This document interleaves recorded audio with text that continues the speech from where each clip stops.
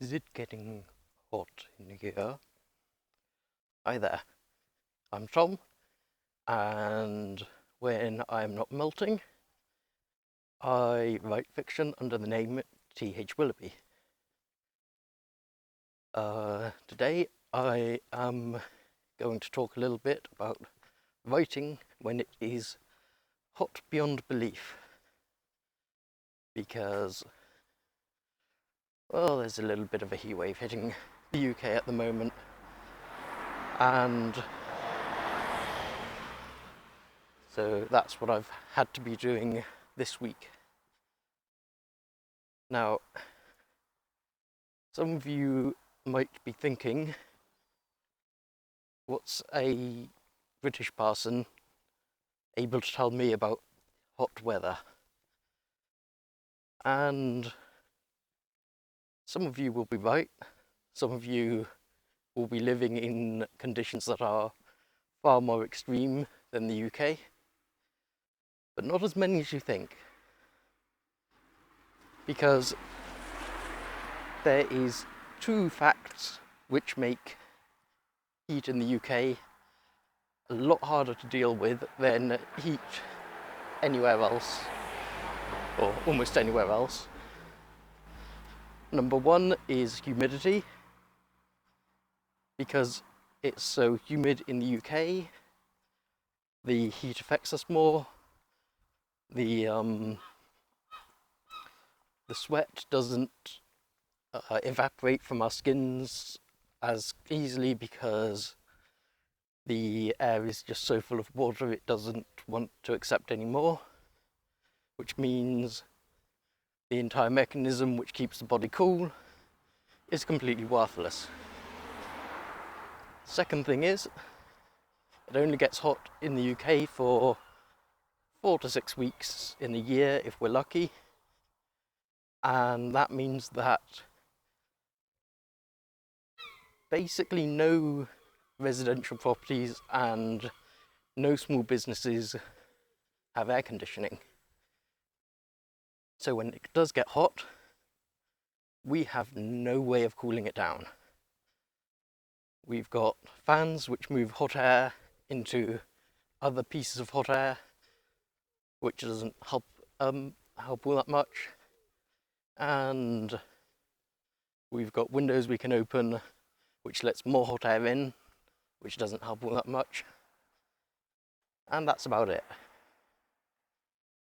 So I've been developing strategies to help me cope with the heat.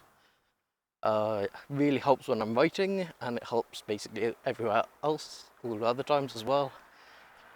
So I thought I would share a few of them, and hopefully it helps some of you. If you are living in the UK with similar conditions, you're living in a different country with similar heat problems, or if your aircon's broken or doesn't work that well. So the fast solution is, if it's cooler outside, go right outside. Find a park or a back garden or somewhere where you can sit down with a notepad or maybe even a laptop or tablet and write there. If you're bringing a notepad, it helps to get one that's got elastic to hold the pages, or just grab a couple of elastic bands and do it yourself. If you are anyone who doesn't want to dehydrate, make sure you bring some water. Make sure you bring sun cream to top up. And if you're using a pad, make sure you bring at least 2 pens, because you don't want one of them to run out and then have to go back home or go to a shop to buy another one.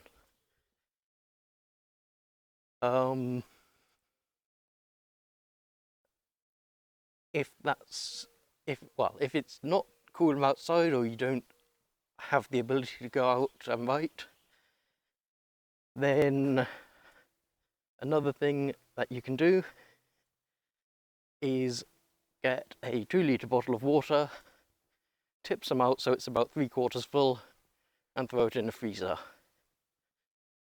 Then, once it's frozen, you take it out, you put it in a bowl or on a towel, and make sure it's either in front of a window or in front of a fan or directly in front of where you're working. The hot air will condense on the bottle, taking all of the, well, a good portion of the moisture out of the air, and it tips itself into the bowl, which you can then empty at regular intervals when it gets a bit too full.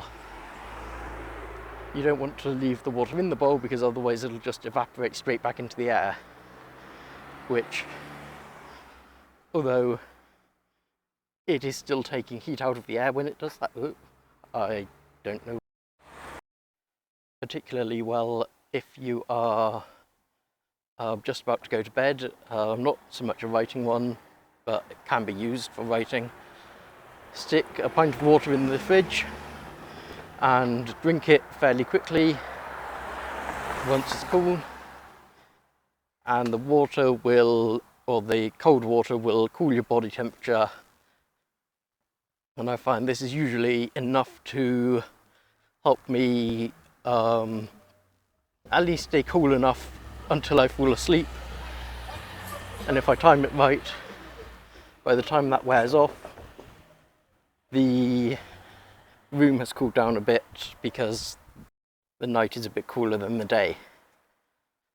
Of course, other ways you can do it. Ice lollies, ice cream, anything cold really. If you eat it, it'll cool you down.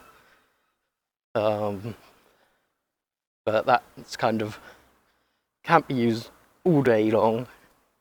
It's just once or twice a day, because otherwise you're just eating all day. And worst comes to worst, if you manage to get writing, then maybe you will get so distracted you just forget about the heat.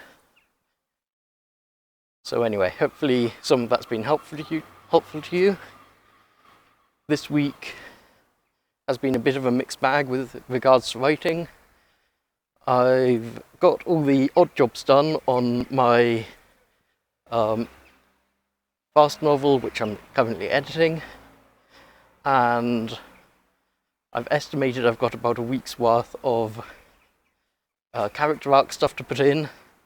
So after weeks and weeks of actually talking about that, I can go ahead and start working on it next week, which gives me 1 week at the end of the month to just do a continuity check through and make sure everything's good before I send it off to alpha readers. Second book, not so great progress. Well, I got about half the words written I wanted to write, 2,500 instead of 5,000 words, so not terrible, but I had some other things take priority this week. So that's about it from me.